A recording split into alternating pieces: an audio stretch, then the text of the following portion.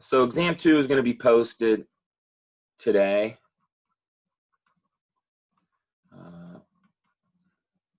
And it will be due Wednesday by 11:59 p.m. So if you have any issues with that kind of time frame, let me know.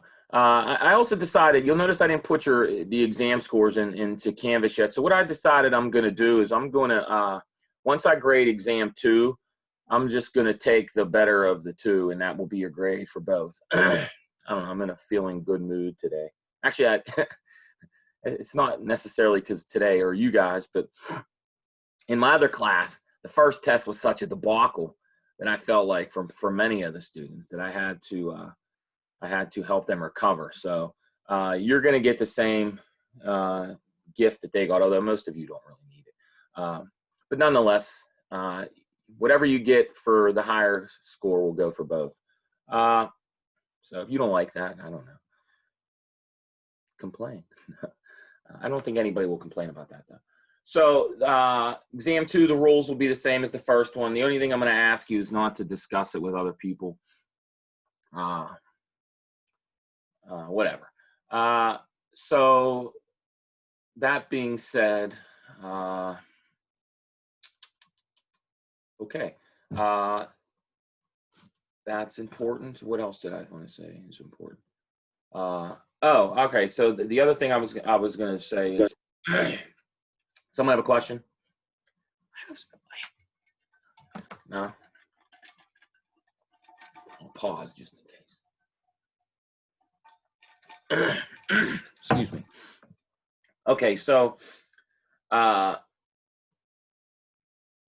other thing I was going to say is we're not going to technically have class on Wednesday because we'll let you use that as possible time to work on the exam. However, if you want to ask questions about it, all you have to do is shoot me an email and we can hop on Zoom or whatever. So I'll be available if you have questions, but I don't think we need to formally meet unless you want to. Now, if you want to, just let me know and I'd be happy to. So that's up to you guys. I haven't heard from anybody about I said last week that if you have issues with the logistics of the exam, let me know. No one said anything, so I guess you guys will be all good. So we're going to go with it that way. Does anybody have any questions about any of the last homework, any of the gas problems before we sort of move on to bigger and better things? I don't want to say bigger and better, but new topics.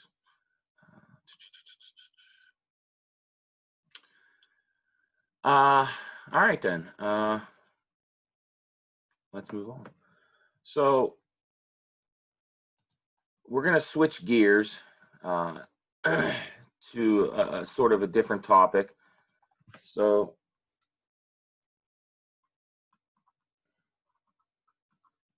keep using the word gonna. I don't even know if that's a word, but it sounds good.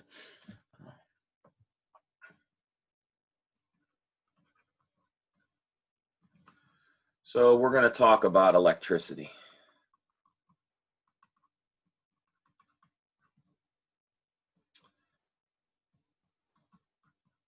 So the interesting thing about electricity, and I've said this about other things, I mentioned this probably on the very first day of class, that there's words that we use all the time in the English language.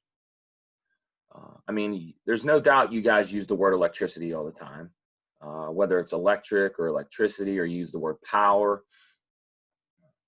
And it's similar to the word velocity, and it's similar to the word area. And I bring these up because these are things that pop up in science and math all the time. And yet there are words we use all the time. But if someone put you down, you know, with the proverbial gun to your head and said, define this term, you would have a hard time doing it. You would have a very difficult time defining area.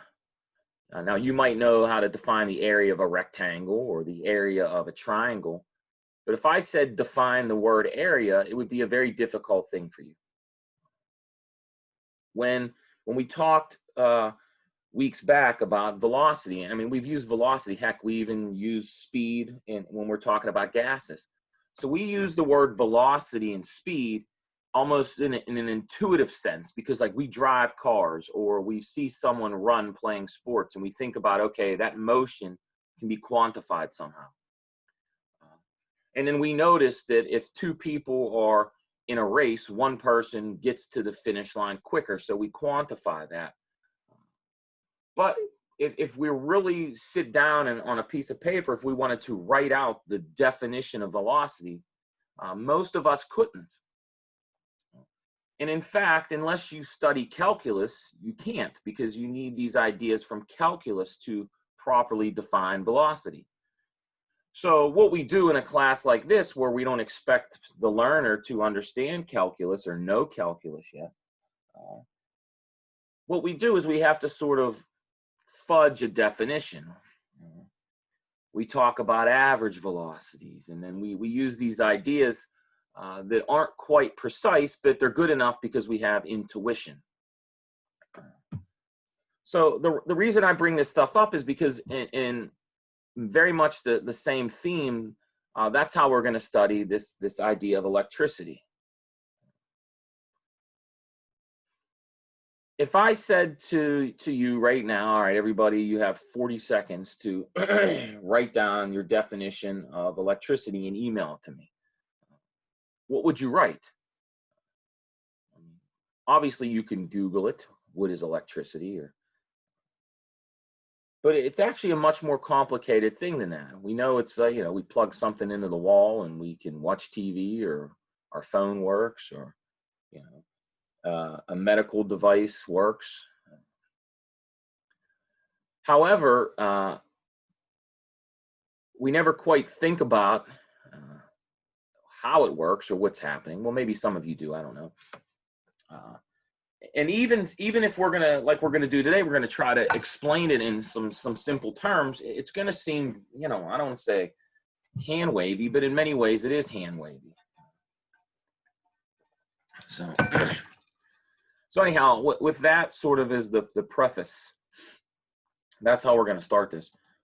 So one of the things I always think is good to do as a learner is when you're trying to learn something, even if it's something that's new, or maybe it's something that's familiar but not, before you do anything, ask yourself, what is electricity? Not for you to Google it.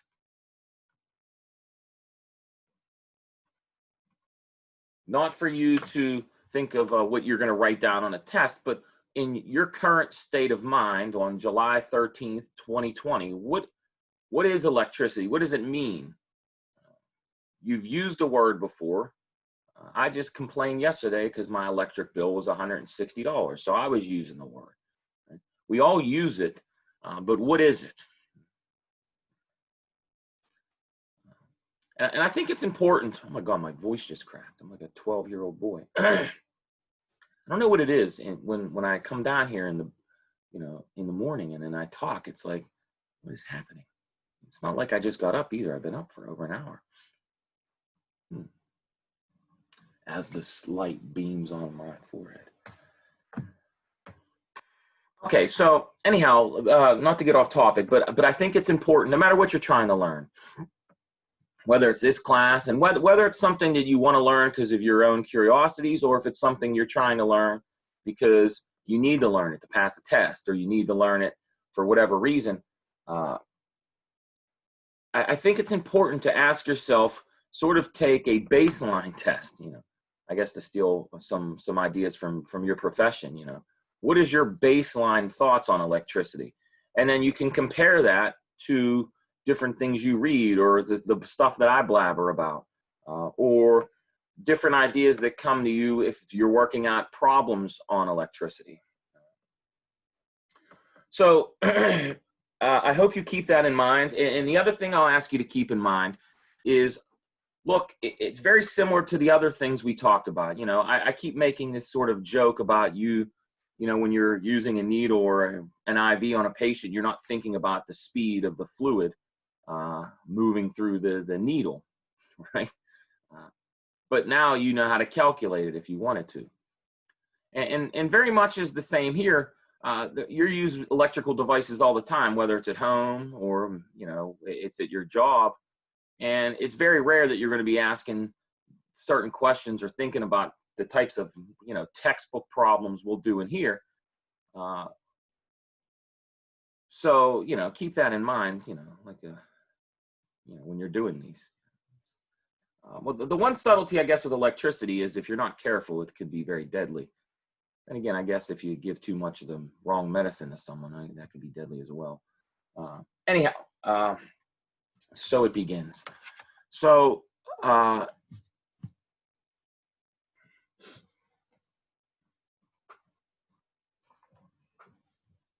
here's what we have to talk about.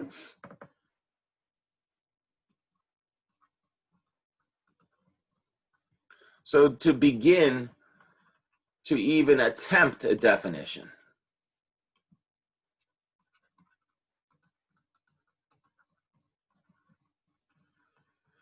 we need what I like to think about is some background stuff.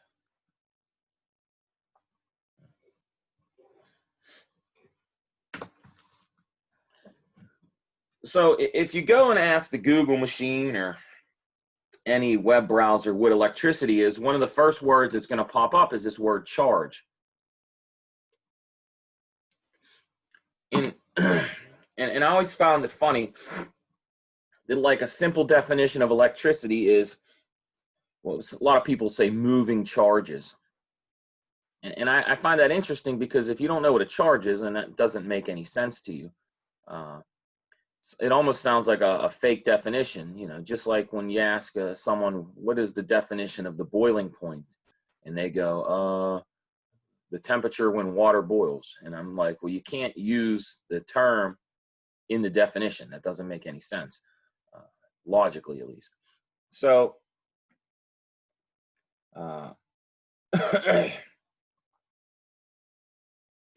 keep that in mind when you're thinking about your definition. Okay, so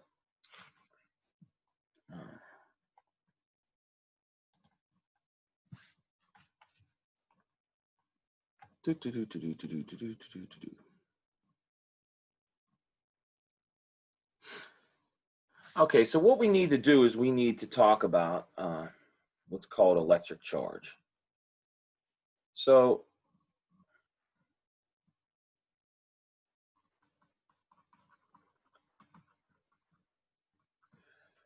So one of the things experiments teach us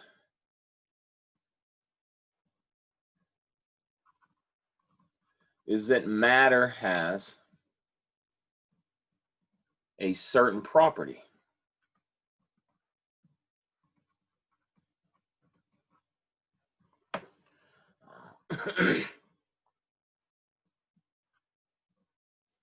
When placed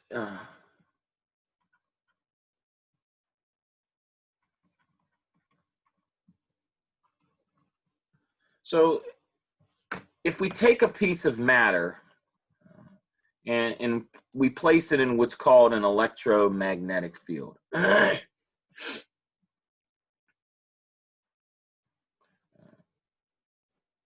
whatever that means.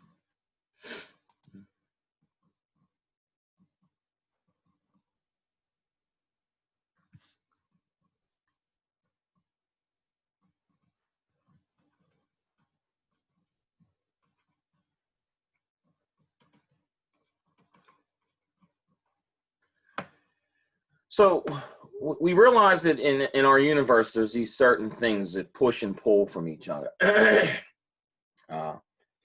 You guys have all seen magnets before, I'm assuming. And they occur naturally. In fact, we talk about things like the North Pole and South Pole. And perhaps you remember learning about these natural things that occur in our world. And so it turns out when you put when you put matter in one of these quote unquote fields, so that just means when matter is sitting on a table or it's in some laboratory experiment, what we notice is that it possesses this physical property. So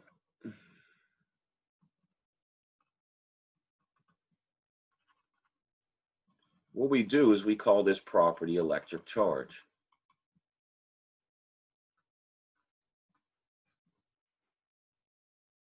So again, it's useful to think about how science works when we're making this definition. Again, science works in lots of ways, but one of the ways that is very common that you've seen and what we've done in this class is through experiments. We are trying to explain our observations. We notice things that happen in the world around us, and our human curiosity says we want to describe it. And there's lots of different ways we can describe things. We can write down in English what we see, but we can, or any language for that matter, but we also find it important to quantify certain things. And what that often means is we think about, okay, if this happens because we did this, then what happens if we do that? And then what is the effect? How has it changed? And so one way to really get good information is to try to quantify it. And we often do that through equations and things of that nature. But even before we get to that point, what's useful is to try to distinguish between one type of behavior and the other. And so that's kind of what we're doing. If we notice matter has a certain property, then what we say is, okay, under these conditions we see that, or this piece, this object behaves like this, and then we start to notice patterns, so we give them names and all that. So that's sort of how all this comes about. And there's two types.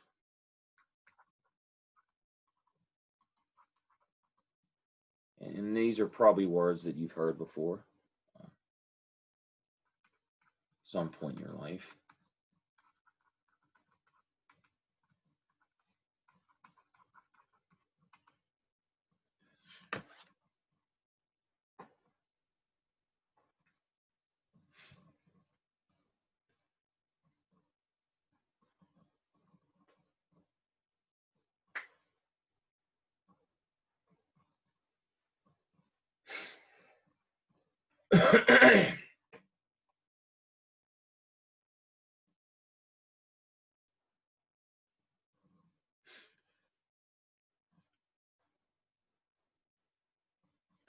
So again, we observe things.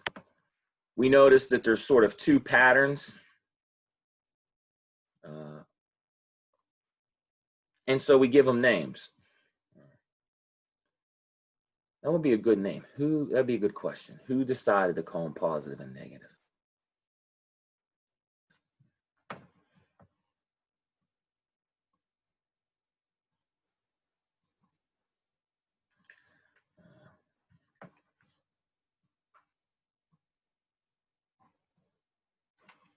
All right, any questions about this?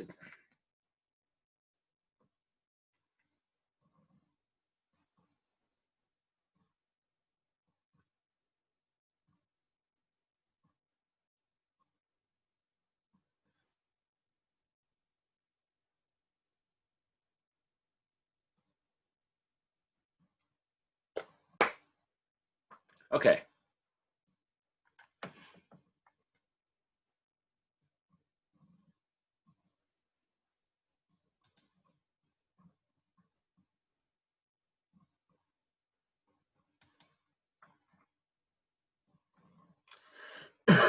Excuse me. Okay, so we observe this. We have this pattern. We give them names. Okay, so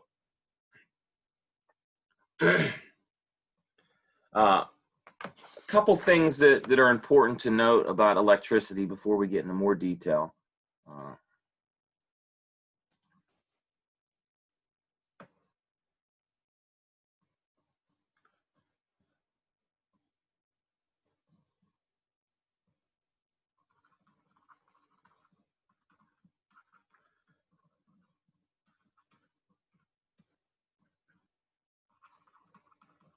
So according to the law of the conservation of charge, charge is never created, it's never destroyed. It's very much like you've heard, we've used the word conservation of energy before, the phrase, I should say.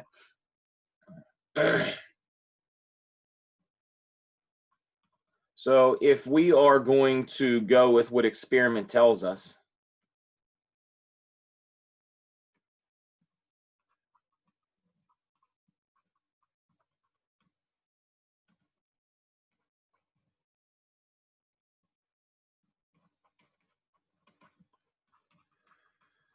experiment tells us that it's never created, it's never destroyed. It just transfers from one place to the other. You know, like if you have a balloon and you rub it on your head long enough, your hair stands up. And we always say that's, what do they call that? Static electricity. I think that's the phrase. My kid was just doing that the other day. That's why it's in my mind.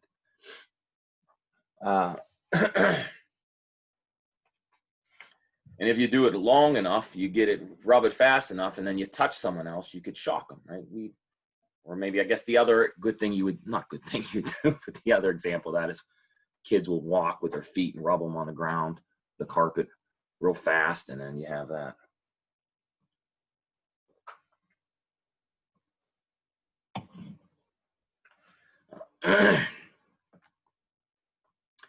The other good news is, as I mentioned, is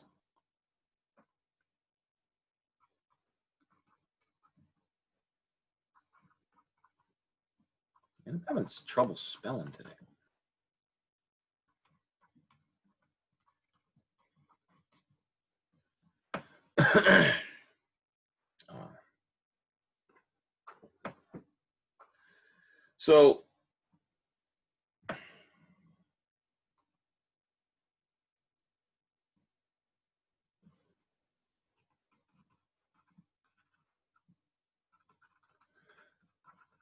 So notice I'm being very careful. This is probably a word that, well, maybe you heard magnitude in this sense before. I mean, there's a theme here. Maybe you can kind of see what the foreshadowing is. If charge can be positive or negative, when we talk about the magnitude of a number, that is, another word for that would be the absolute value of a number. But we don't like to use the absolute value in, you know, when I say absolute value, for example, you guys know that 7, the absolute value of 7 is 7. And then you learned as a child that the absolute value of -7 is 7. And usually what you're taught as a kid is the absolute value of a number is how far it is from 0. Well, that's all fine and good, but as you guys know, we don't live in a one-dimensional world. We live in three-dimensional world. So when we want to talk about more realistic things, like, okay, so this sort of is similar to what I talked about weeks ago when we're talking about objects moving. The reason velocity and speed are two different things, and if you remember dating back to when we first talked about this, velocity is defined as your displacement over time, whereas your speed is defined as your distance over time. And those are two different things. And what you need to understand is distance on the number line, distance in one dimension is different than distance in the plane. And that's different than distance in a three-dimensional world. And so we have to be very careful with these ideas and these words because they don't make sense in certain contexts. So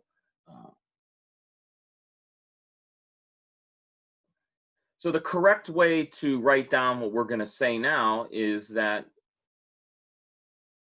an electric charge has a numerical value.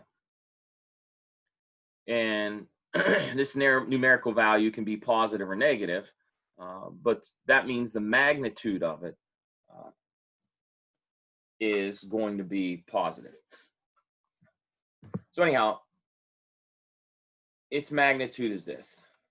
it's 1.602 times 10 to the negative 19s. And now we have a new unit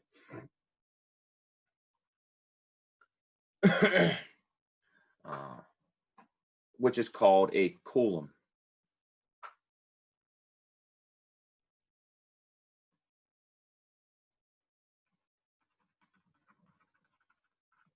So what we usually do is denote this number by E.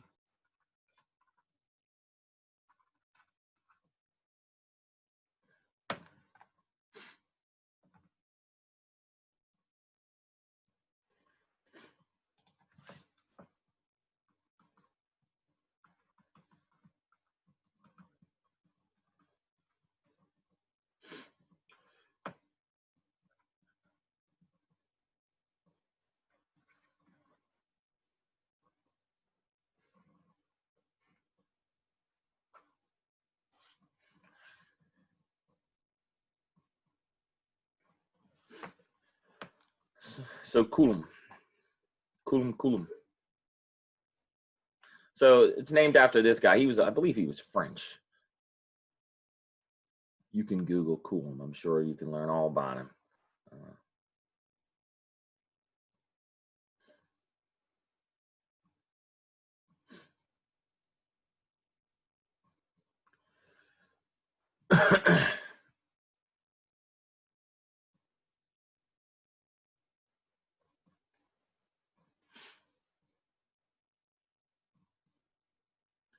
Okay, so let's be a little more specific now.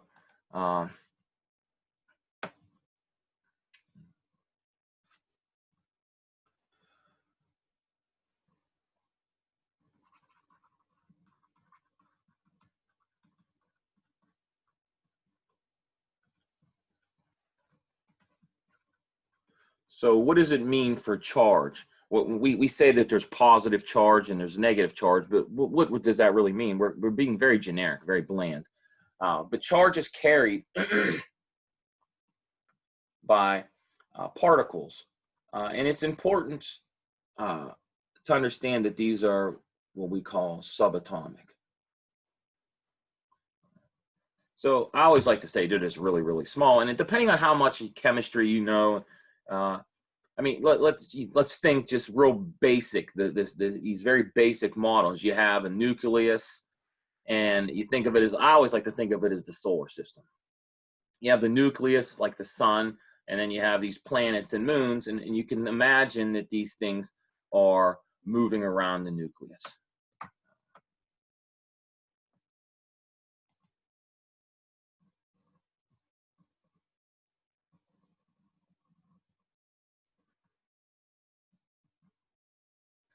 So,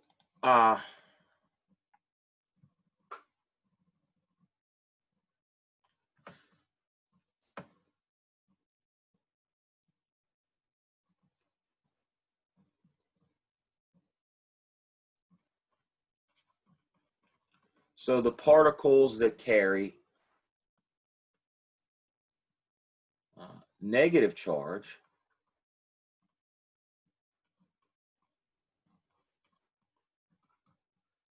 are called electrons.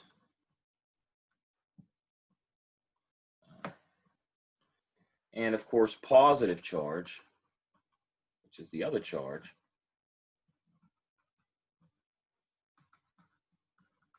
is carried by protons.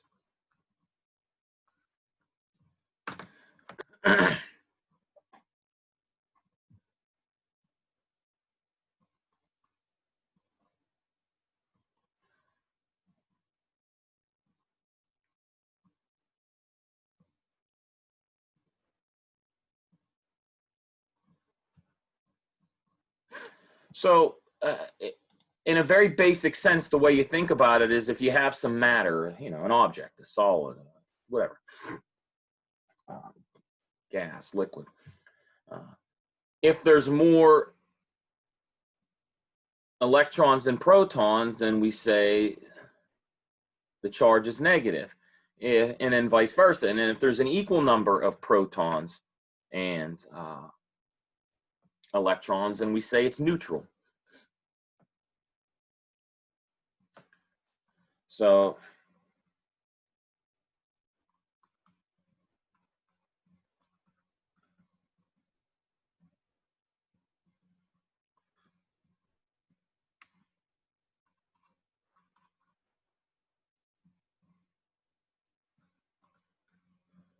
So in terms of our number E, that 1.602 times 10 to the negative 19 coulombs, an electron has minus that charge because it's negative.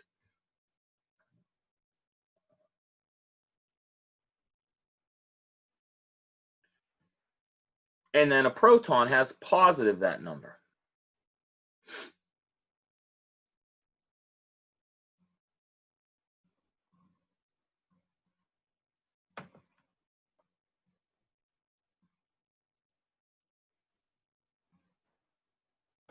Okay, so one more thing about this, which is important. And by the way, 2 years ago, you know, I sort of teach this topic this way, and it seems like I'm going slow, or maybe, I don't know. 2 years ago, someone commented like, "Why don't you just go fast and just write all this stuff down?" And I don't think that's the best way to learn this. I think it's good to sort of piece it together like a puzzle, to try to slowly think about these ideas, and maybe it'll encourage you to read more, and maybe look things up and get inquisitive, and go to the infinite knowledge of the internet. Because, you know, as I said before numerous times, it's we can easily just come in here and rat off definitions and do problems, but I don't think that's the way to learn. I think the way to learn is to have someone who has a better understanding of it. I'm not suggesting I'm an expert at electrodynamics, but I have a much more thorough experience with it than most people, and then have them sort of, you know, instead of just being like a robot reading out of a textbook, giving you a perspective the way I like to think about it. And perhaps that makes it a little, maybe it makes it harder, but I would imagine it maybe makes it a little easier to learn if you put the time into it. So anyhow, that's the reason I do it the way I do it. Again, I don't know if it's the best way, but I think it's better than me coming in here and just ratting off slides or saying blah blah blah. Now let's do this problem. I think it's better. I don't know. I think it's a better learning environment if we do things this way. Then again, that counts on you paying attention, and I can't force you to do that.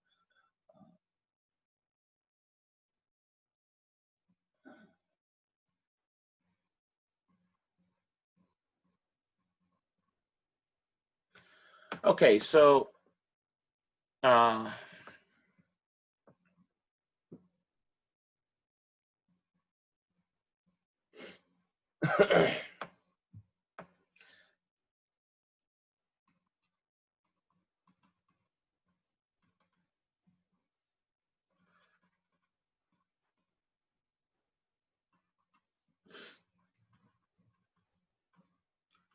so lastly, we should say that there is a particle that has no charge, and it's called a neutron.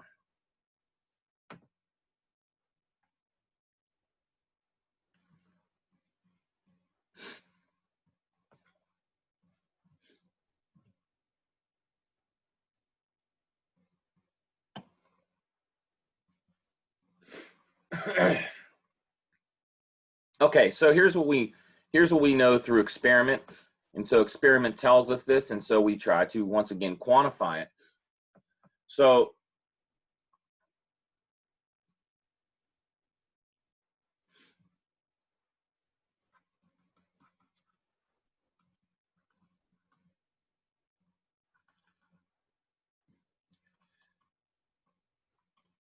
experiment shows that like charges repel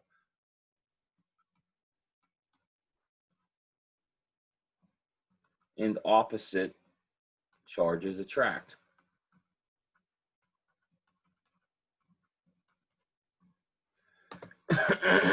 Excuse me.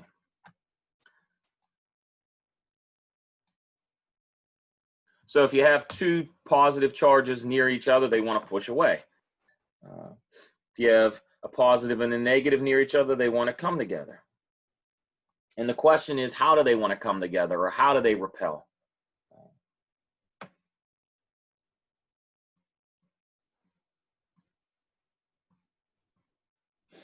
So much like fluids, there's a few ways we can study this. We can study it in the static case where things aren't moving. And then, of course, we can study it in a dynamical way where things are moving.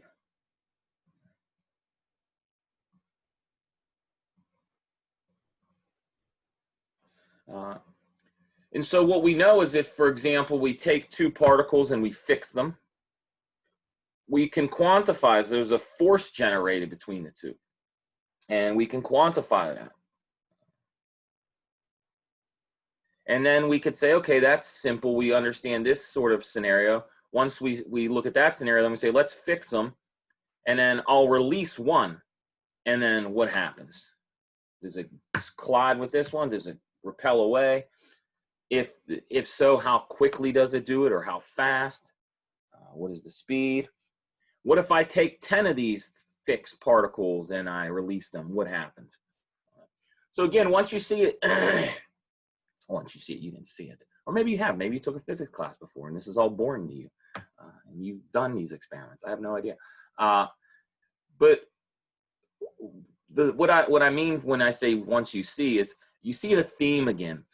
We start with the simplest sort of experiments, and then you build upon what's happening. And so you start with, if you use the analogy when we did fluids, or, way back, the first thing we did is we said, let's study the pressure of water on the bottom of a glass. And then hence, what's the force being exerted on a table? And then we got a little more brave. We said, well, let's stick something in the fluid. So these kinds of things.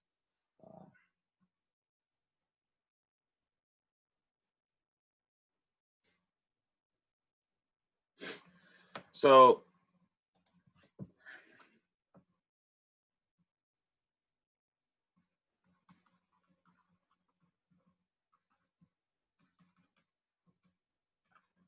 the force of attraction, or what is it? I guess it would be repulsion.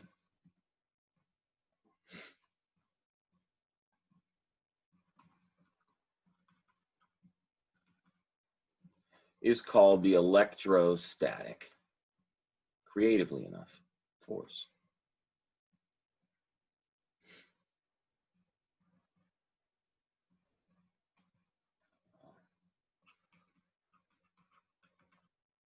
And then according to Coulomb's law,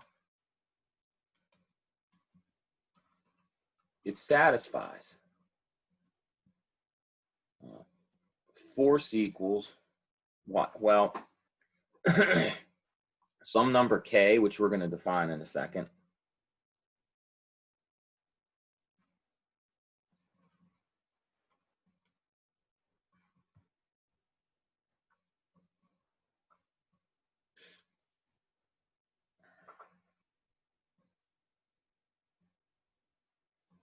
So let's be very careful here. I haven't specifically said what K is. I haven't said what Q1 and Q2 are. And I haven't said what R is, but although that's your context clues are screaming what R is going to be, we think at least, right?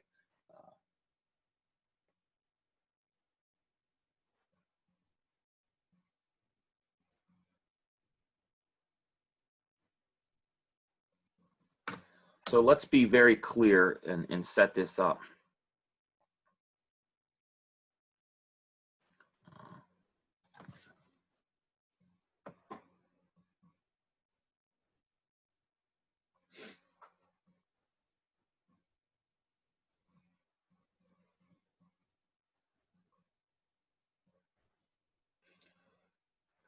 So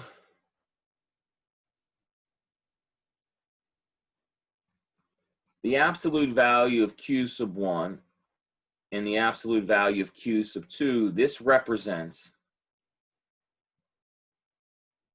the magnitude, or twos, I should say, because there's two of them,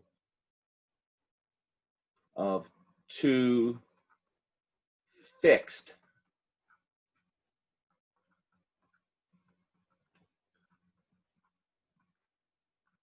charged particles.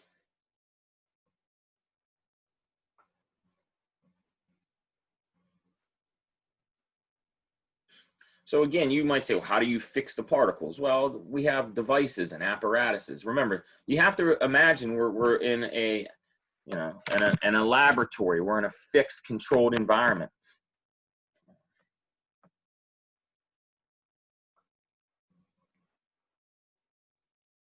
So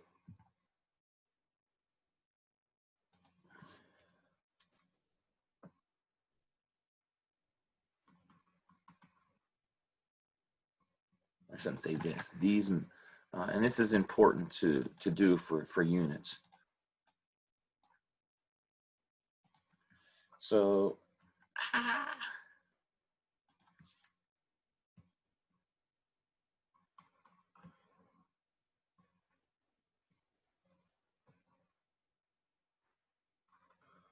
so these magnitudes are, and of course, coulombs.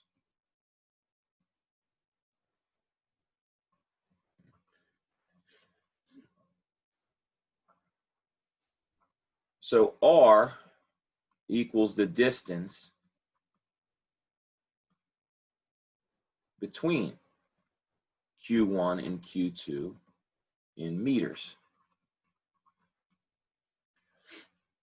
And then lastly, K is what's called Coulomb's constant.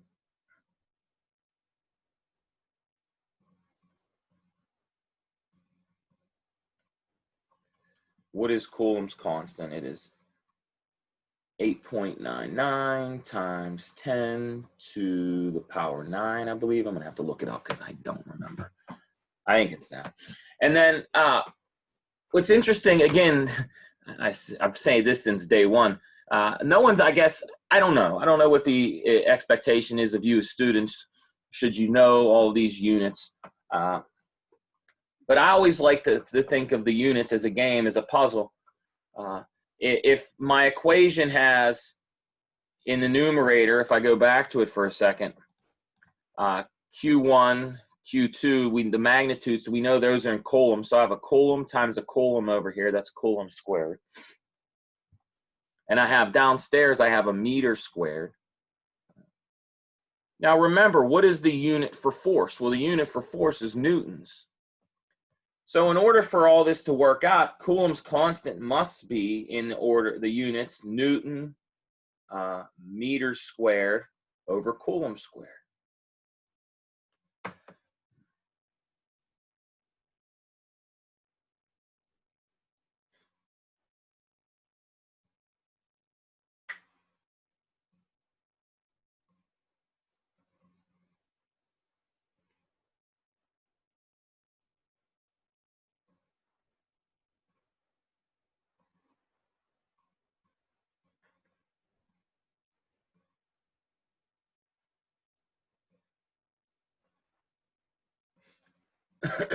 Does anybody have a question?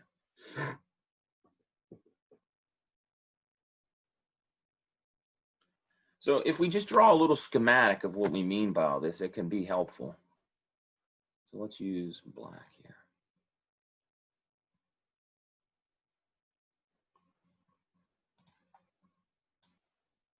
So if I have a number, like, I always like to think of this, I'm a math person, so I like to think of these as number lines. But let's imagine you have a particle, we'll call this guy Q sub 1, and it has some charge.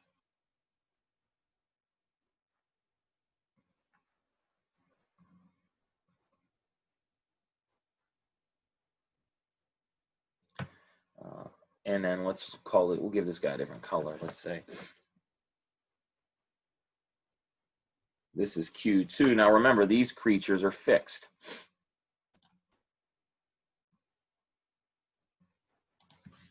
They can't go anywhere. And this is the distance R.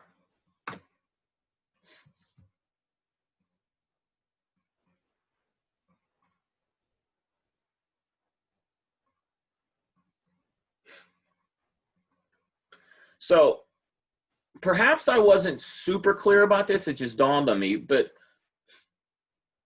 when we look back, when we talk about a proton and a neutron, if I go back, we're saying that the charge on one proton is E, and the charge on one electron is negative E.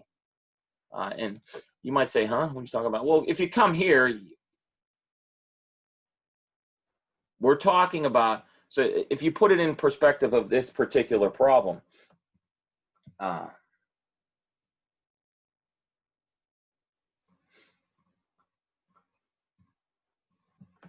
does anybody have a question, by the way?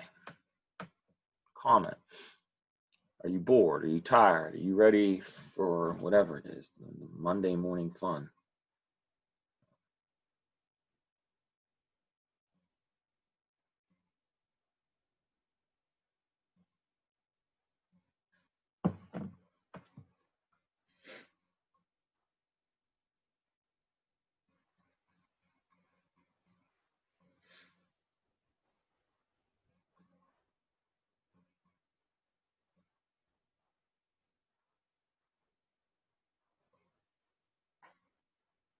All right.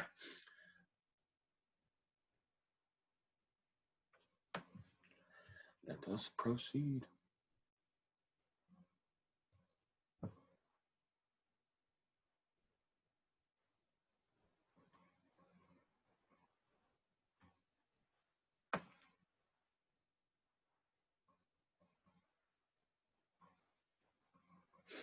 So your book does, and it's worth reading. I'll probably give you an example of it for the homework anyhow. I'm pretty sure the book does a very basic example where it uses Coulomb's law to determine the force between two electrons. It sort of like in a realistic scenario where they would be near an atom. And what's interesting and fascinating about this is just how strong the force actually is. So it's worth checking that out. Another reason that I go back here and point out that the use of these absolute values, and another thing you might ask is why do they use R? Why not D for distance? Well, again, even though the example we give you here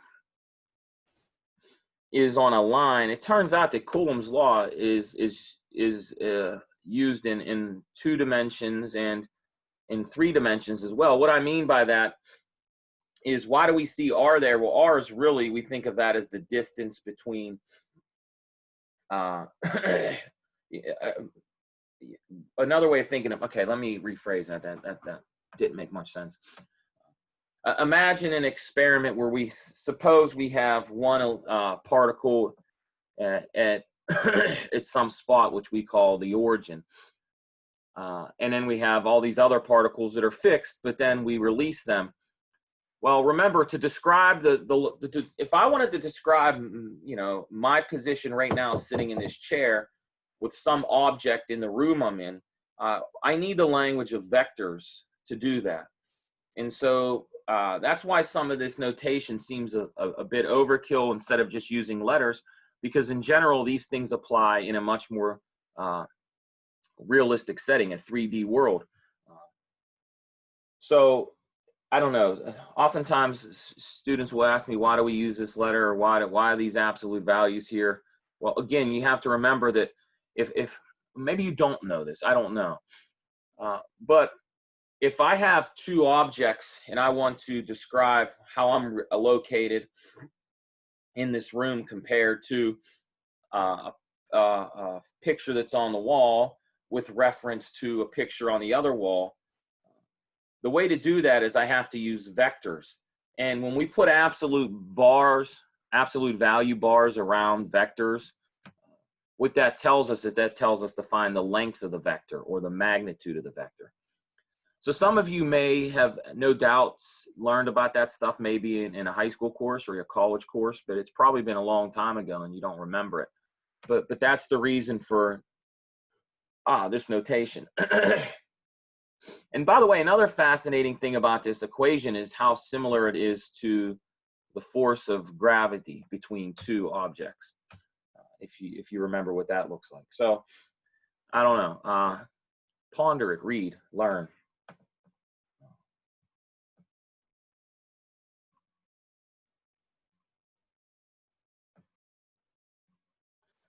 Okay, so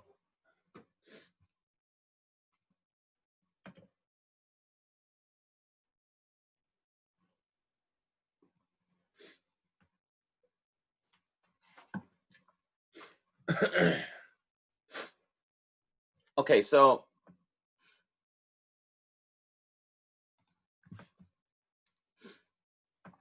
here's what I would tell you to think about next.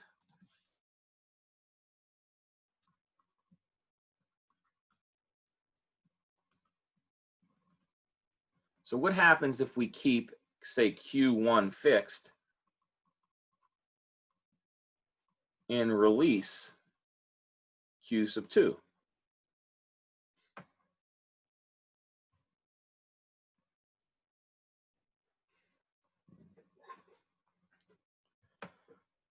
Well, it depends. If they're opposite charges, then they will come together.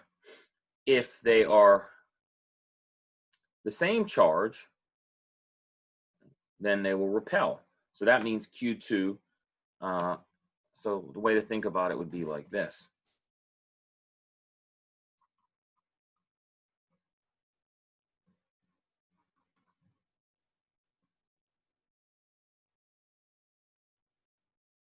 So the same charge, you'll have Q2 moves right. So if you draw your number line, Q1 and then Q2, when it's released, Q2 is going to go that way.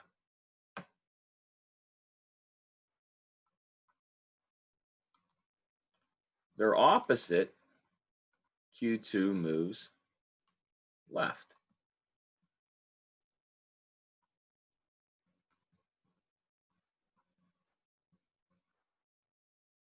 Now, how far they move left and how quickly they move left will be determined by the magnitude of the charges. Excuse me.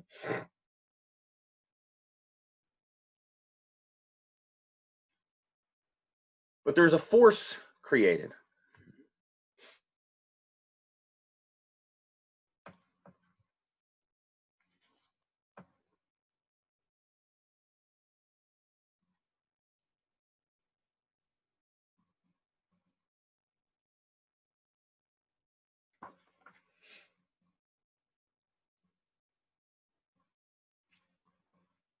So in general, suppose we weren't just talking about 2. Now we do the following.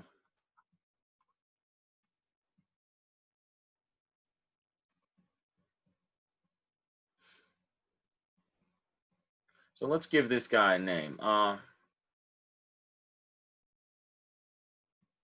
We'll call it Q sub 0.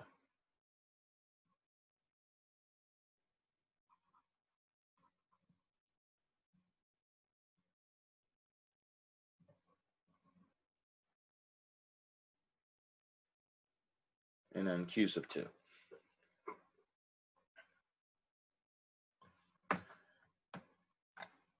So let's draw perhaps what that might look like. So what we typically do when we're trying to explain behaviors, we want to set it up in a mathematical way. So I have 3 charges. Notice I say I'm going to fix Q sub 0. I'm going to fix it. So in order to, if we want to quantify this, make the math as simple as possible, what we would do is we would fix it at the origin. So what I mean by that is I'll put my XY coordinate system.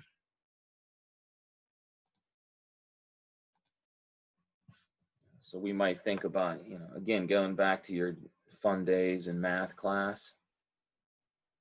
We have X's and Y's, and then we can put,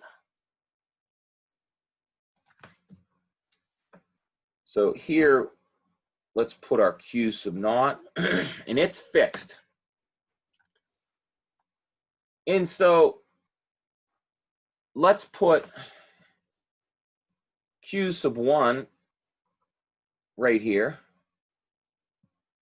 And then let's take, let's get a different color. Let's put, say, q sub 2 over here.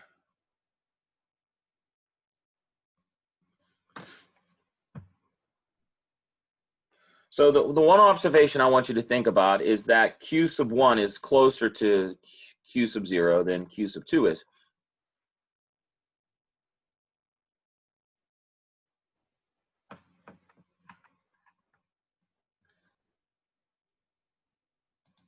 So if we go to Coulomb's law, we would imagine that if q sub 1 is closer, then the distance, that r squared, is going to be smaller than the distance between q sub 0 and q sub 2. So what does that, the number sense of the fraction, what does that teach you or tell you about the force that's going to be generated?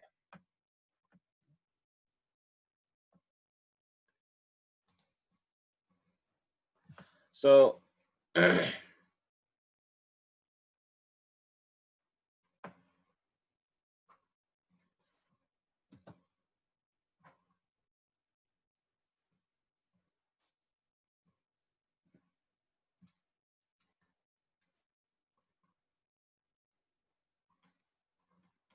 so assume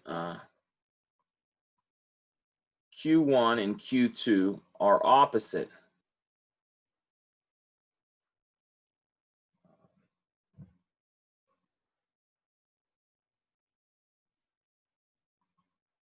Of Q0 in charge.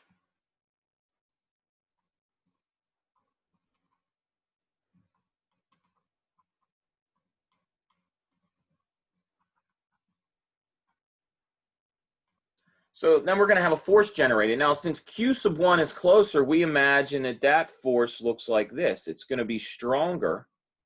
We'll call this F sub 1. And this is a vector. And I know not all of us are familiar with vectors, but a vector is this mathematical, you can think of it as an arrow. That arrow is telling us what direction is the force in, and it's also telling us how strong it is. The magnitude is given by its length. And then since Q sub 2 is further away, it's going to also be a vector, but it's not going to be as long because that force is not as strong. Again, when I say the force is not as strong, let's go back to Coulomb's law. If you go all the way back there, you'll notice you have numbers divided by r. Well, look at this fraction. If you take two fractions and their numerators are the same, for example, but their denominators are different, well, how do you figure is going to be the stronger force? Well, the stronger force will be the one who has the smaller denominator, so the closer distance. So the closer the two charges are, the smaller this number is, the denominator, and hence the larger the force is. If the force is, and then if the distance is far apart, then this number becomes bigger, and hence when you divide by a bigger number, the force becomes smaller. So how do we visualize that? Well, we visualize it by drawing an arrow here longer than this arrow.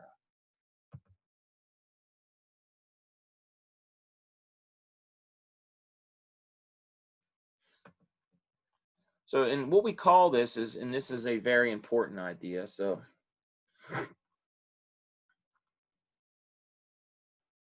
these forces around Q sub 0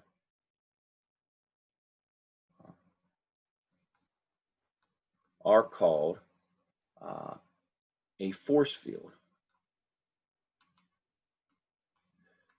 So I don't know the math background of any of you, but perhaps one of you or a few of you may have taken a higher level math, maybe some calculus 3 or something. You may have studied what's called a vector field. And a force field is an example of a vector field. A magnetic field is an example of one.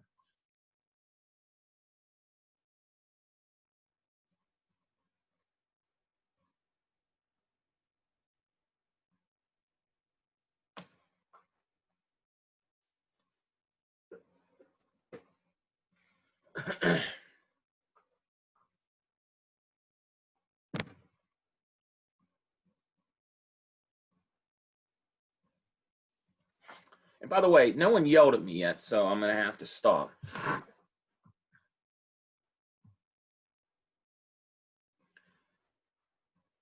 There's a big flaw here. No one yelled yet. This is such a sad thing. My picture does not match what I said and I wrote. If I tell you that Q1 and Q2 are opposite of Q sub 0, then they should not repel, they should attract. And the way I've drawn these forces is I'm saying the force is going the opposite direction. So in fact, the correct thing to write here is not that they are the same, or excuse me, opposite, is that they are the same. So let's be very clear. And of course, now you're all saying, that's right, I knew that, if you're actually paying attention. So you have to assume that Q1 and Q2 are the same charge.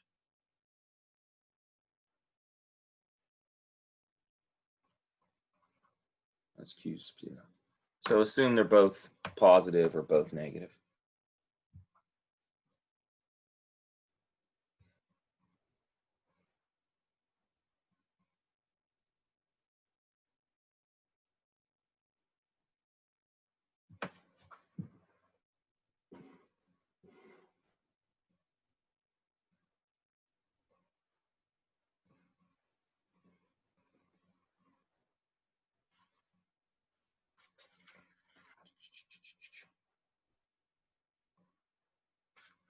Does anybody have a question?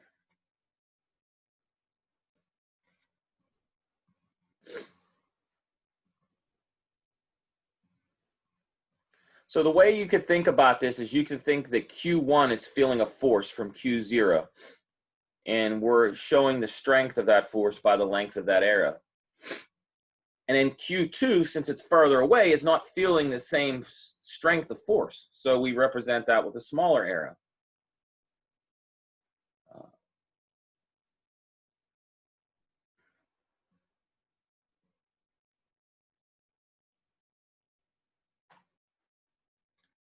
You know, just to keep up with the pattern, if I added another one, suppose I added a force, you know, right here. Let's call this Q sub 3. What would that vector look like? Well, that vector, it's closer than Q sub 2, but it's further than Q sub 1.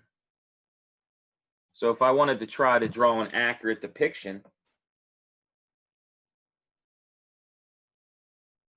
I'd want it to be longer than this one, but not as long as F sub 1. So we can maybe draw it like this.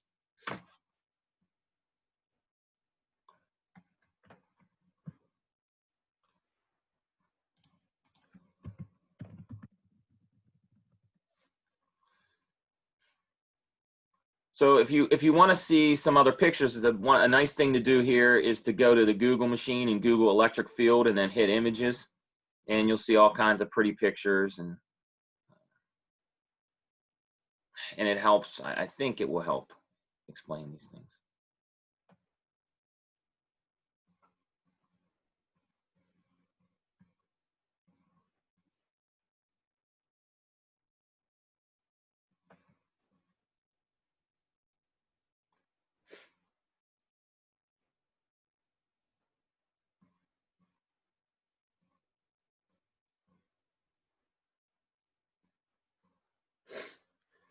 Okay, so if you think about, by the way, does anybody have a question?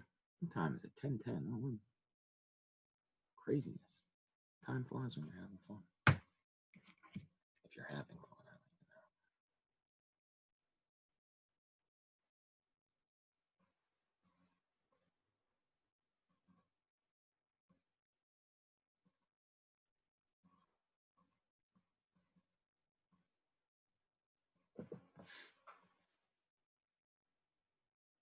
Okay, so one of the things we know if we, well, let me go back. So if we calculate sort of the force, let instead of thinking of these as three separate charges, what if I just said, okay, I'm going to start with Q1 here, then I'll move Q1 to here, and then Q sub 1 here.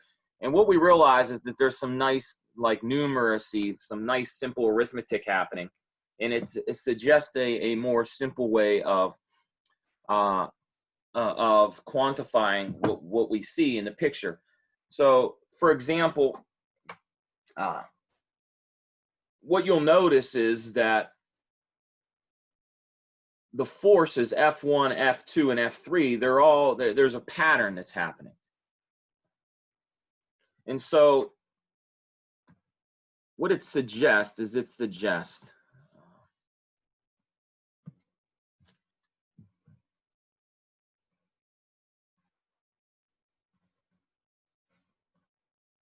and this comes from Coulomb's law.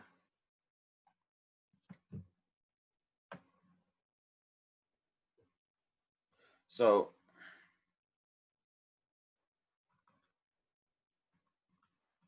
the magnitude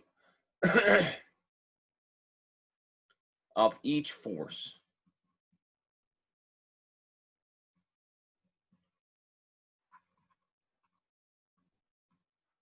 is proportional to the magnitude of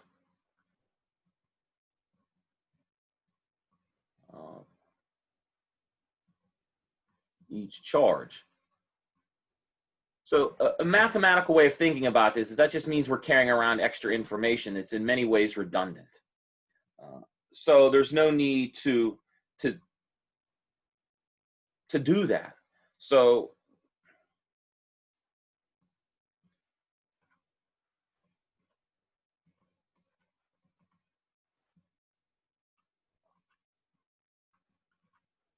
this suggests using a new vector to quantify.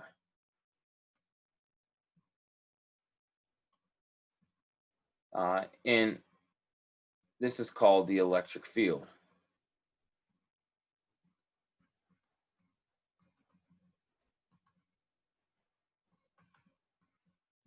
And so we're going to call it E. And what is E? E is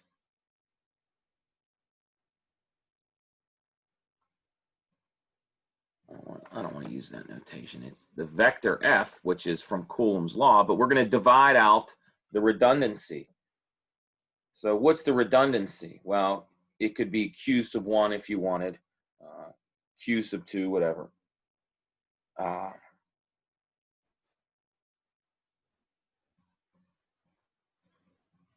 So again, let me go back to this picture. If instead of thinking of these are three separate charges, Q1, Q2, Q3, just think about me doing one experiment with Q1 here, then moving it to here, then moving it to here. And if I calculate these forces, what I realize is there's a pattern. And I realize that there's some redundancy, and I don't need to write the redundancy every time. So what I'm going to do is I'm going to get rid of it, and I get rid of it by dividing it out.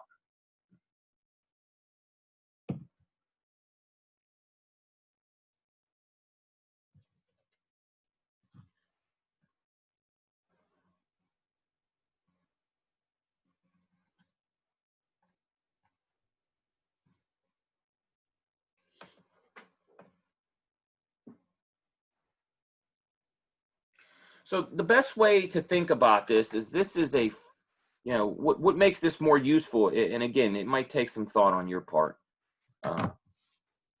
Why is this a little more useful? Because this is a force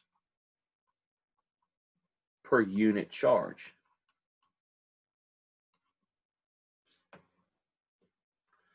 So I would spend some time to think about that if I were you. Make sure you understand what that means, and if you don't, ask questions.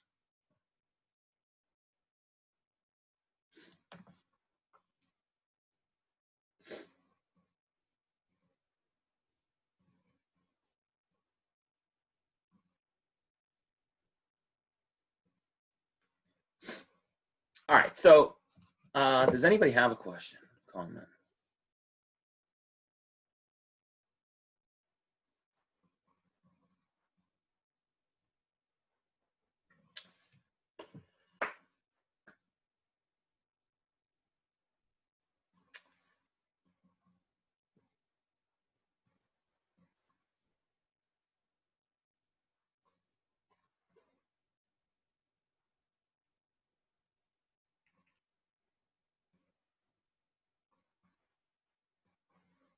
Okay, so now we need to bring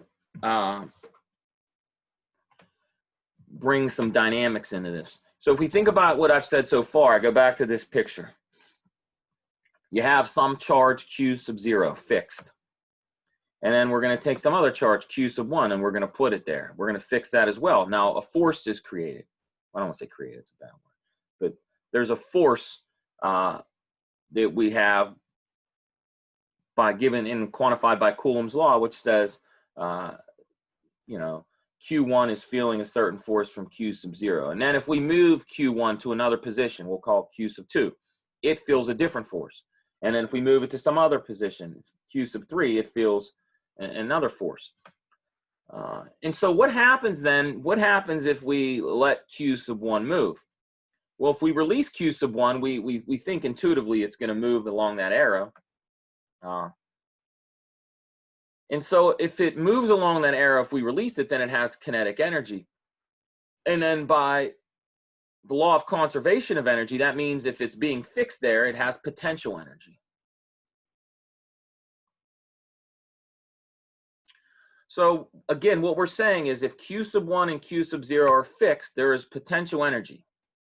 Because we know if we release Q sub 1, it's going to go along that arrow.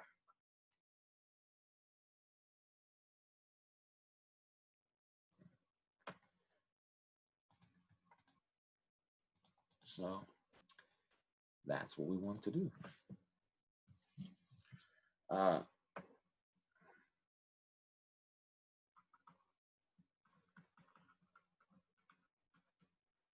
So new experiment.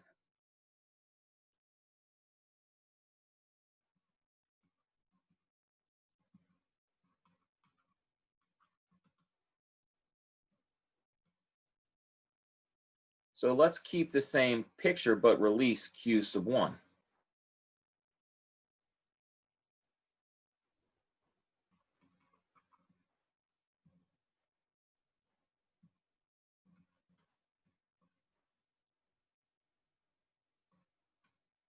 So then if Q sub 1 moves along the arrow and has kinetic energy.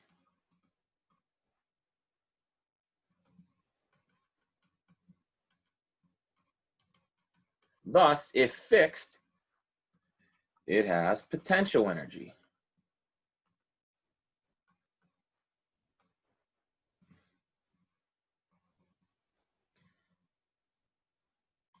And so to be specific, we call this electric potential energy. Just when I thought I could write on this board.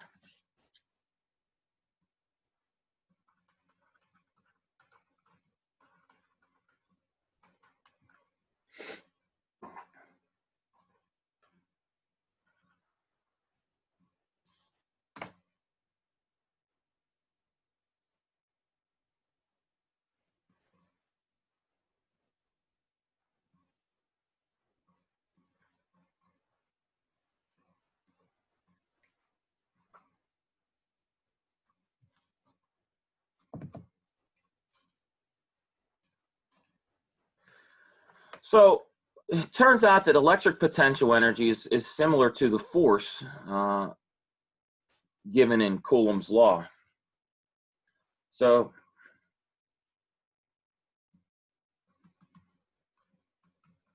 we're not going to do it, but using fancy math, what we can do is we can show that we use the letter U for this. U equals K Q1 Q sub 0 over R.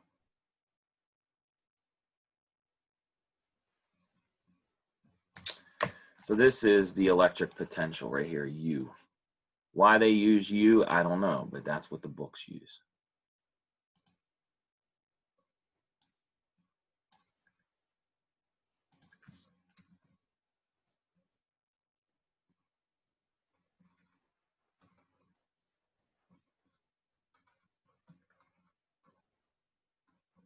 And what's worse is there's another thing we're going to talk about right now, which looks almost the same, but it's not.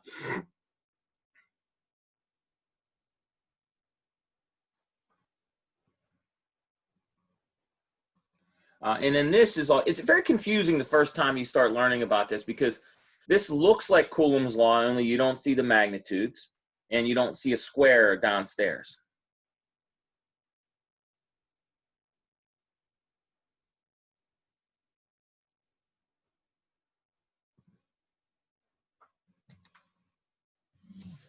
So we're trying to build up to, remember, our original thing when we started this, and we're almost there, I promise, is we wanted to define electricity.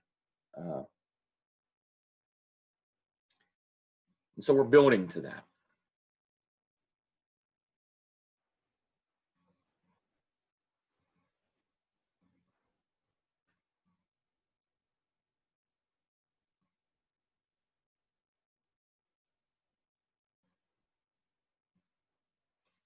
Okay, now again, we're in an experiment.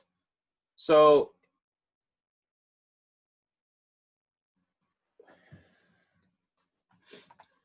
Q sub 0 was our starting point. We fixed that. And then we say, here's some other point charge. And let's think about what happens if it stays here or if it moves.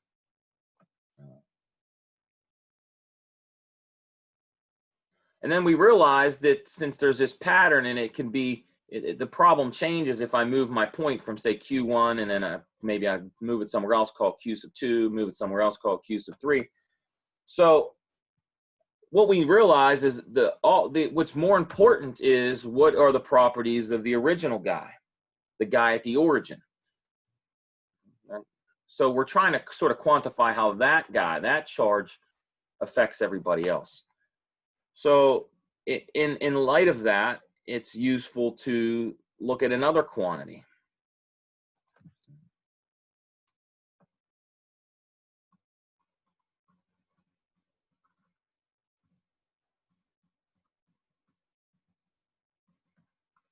And it's very unfortunate that it almost looks the same in terms of what it's called. This is called electric potential, not electric potential energy. So there's two different things. And what's interesting about this is we're now starting to get into, we're going to call this V, and it's going to start getting into words that are familiar to you, even if you don't know what the heck they mean. So if we take U, if we take the potential energy and divide out Q1, our charge that we're moving around, we divide it out, what you end up getting is you end up getting K and then Q sub 0 over R.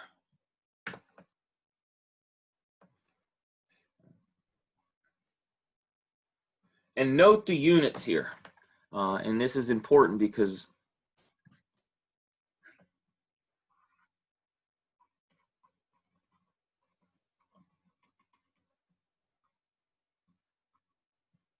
what are the units? Well, the unit is, what's potential energy?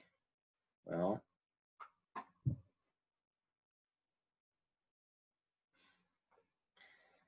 up top, you're going to have coulombs.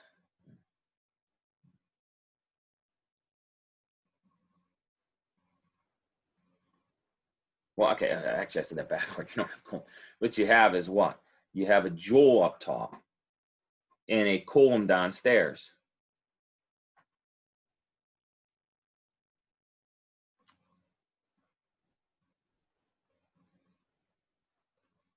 And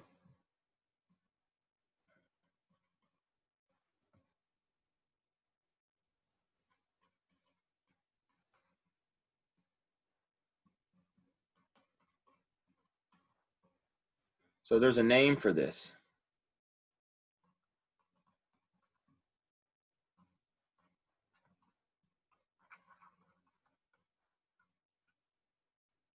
A volt. So the word volt is something that you've undoubtedly heard of before when you talk. Well, maybe not. I don't know. But I'm assuming you guys have heard the word volt, perhaps when discussing batteries for, anything, a toy, or I guess it used to be in like radios, but no one really has big stereos anymore because you have fancy speakers and iPads. But I'm going to go on the assumption that most of you have heard about the word volt before. And so this is the definition of a volt. And again, if you read what the math says here, the electric potential is energy per unit charge. Think about that. It's energy per unit charge because it's U, which is a potential energy, and then you're dividing out this charge, so it's energy per unit charge.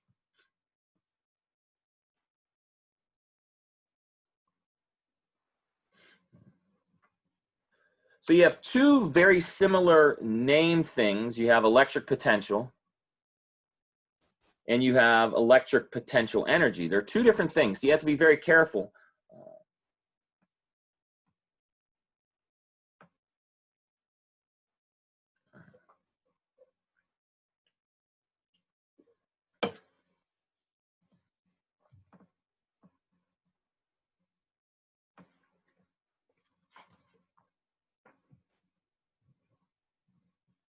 Okay, so does anybody have a question? Comment, concern?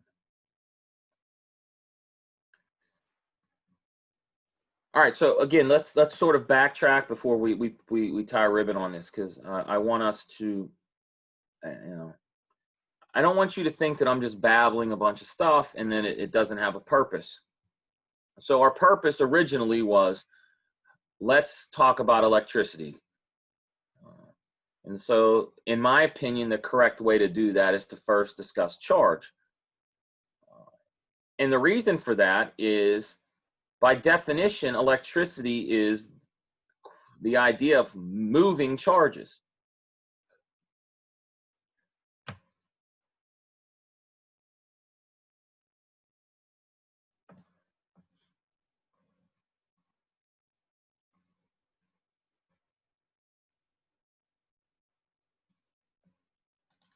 So before we talk about charges that move, we had to talk about what happens to charges that aren't moving. If we just stick to there, however we do it, maybe we have some magical machine that holds two charges, a certain distance apart, and then we study the forces. And then we say, okay, let's theoretically assume we let one go, and then we know it moves. So it has kinetic energy. We see it move. And that means it has to have potential energy. And so we use a bunch of fancy math and laws from physics and all this stuff that we're not going to scare you with. And we come up with this relationship called the electric potential energy. We can quantify the potential energy. And from that, we say, okay, we can do even a little better. We can actually talk about energy per unit charge. So if we divide out a number, we get this new relationship, which we call electric potential.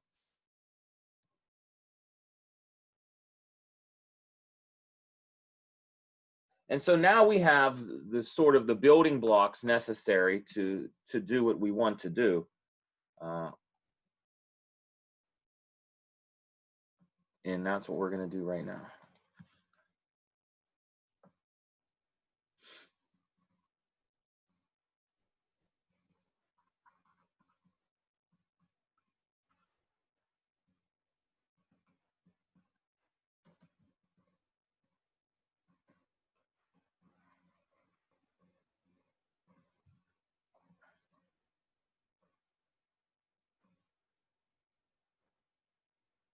So we define current. So electricity is the movement of current. So current, by definition, is the change in charge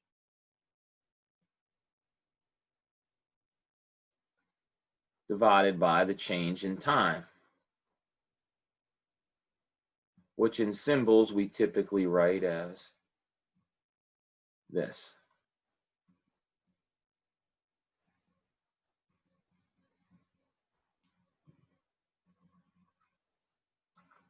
And so the SI unit, if you think about what's upstairs and what's downstairs, the change in charge is coulombs, right? And then what is the unit time? Well, let's use seconds. And what we usually do is we call it an amp. An amp equals, I guess we should be very, very careful. 1 amp is equal to 1 coulomb per second. And the reason I'm writing out this relationship and I haven't done that much with the other ones, is, I mean, we're now getting into territory which, you know, again, just knowing past courses and of students and classes, and knowing what most of you come into this class knowing and not knowing. Lots of us are familiar with kilograms and meters and, you know, some of the more standard units. But when we start getting into electricity, most of us just haven't really ever worked with this before. So we got to be more specific.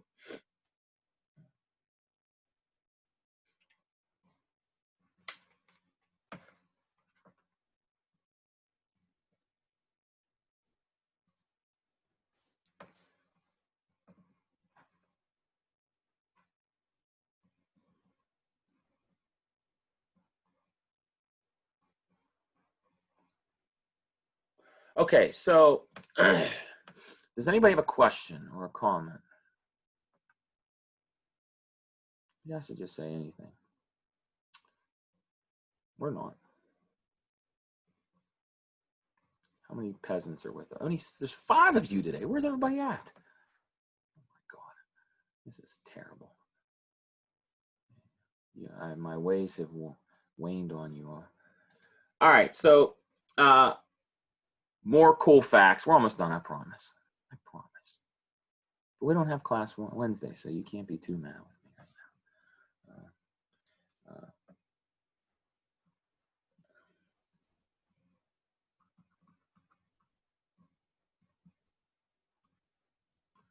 So more good news from experiments. So luckily, a bunch of nerds spent time studying this. So some material likes to let charges move. Some don't. So we quantify this. We give them names.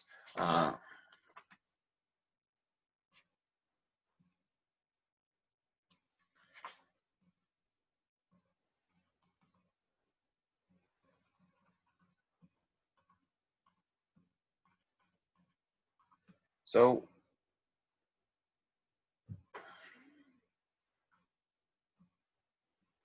we call one conductance, and you've probably heard of conductors before, and we call the other resistance.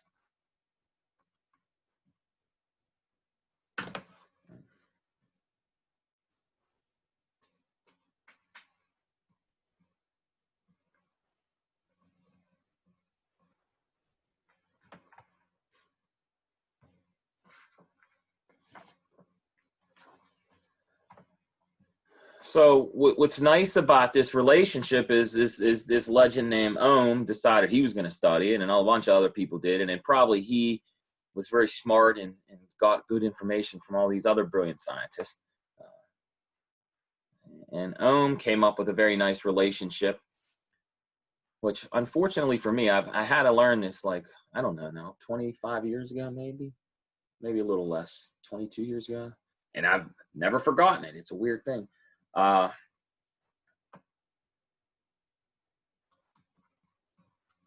So according to Ohm's law,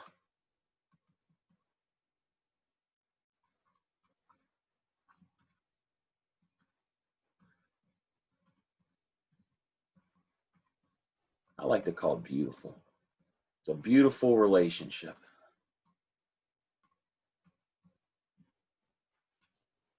The potential difference is equal to current times R. So this is the first time you've seen this R.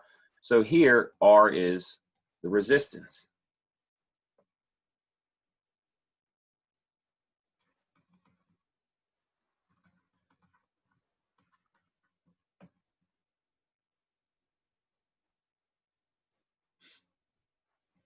So if you want, from this relationship, you can divide and you say, okay, cool, resistance is voltage over current.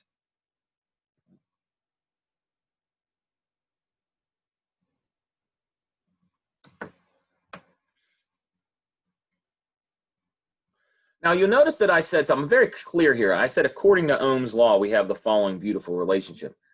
I didn't say that Ohm's always correct, but I said, according to his law, this is what happens. So if you want to get nitpicky, if you want to nitpick at these things, does this always hold true? Absolutely not, but it does under certain conditions, and it's also very useful for explaining the situations where it doesn't really work.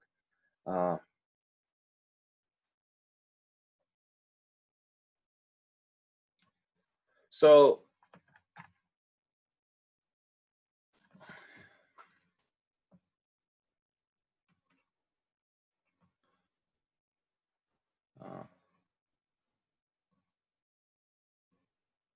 the SI unit is another word you may have heard before. Well, maybe not. So it's called an ohm, and it's denoted by this Greek letter omega, and it's a volt over an ampere, or an amp.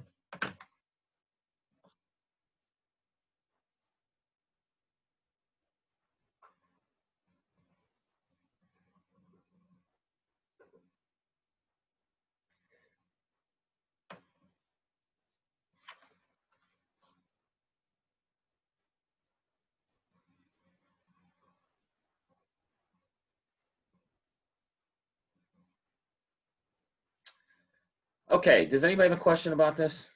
So we've done lots and lots of, this was like a standard class. So we just did lots of ideas. And then now I'm going to ask you to do a bunch of problems that sort of are based on these. And then hopefully you'll ask questions about them. And we'll learn. Does anybody have a question? All right, well, if you don't have any questions or comments, I will remind you that I'm going to post your exam sometime this afternoon. You'll get a notification when it's on Canvas. And if you have questions about it, please let me know. And if you need to meet Wednesday, please let me know. I'd be happy to do it. Otherwise, I thank you and good luck. Take care. All right, guys. Look, you're here. I knew I could count on you guys. All right. Good stuff. Have a good day, guys. Take care. Thank you for joining in. All right, now. And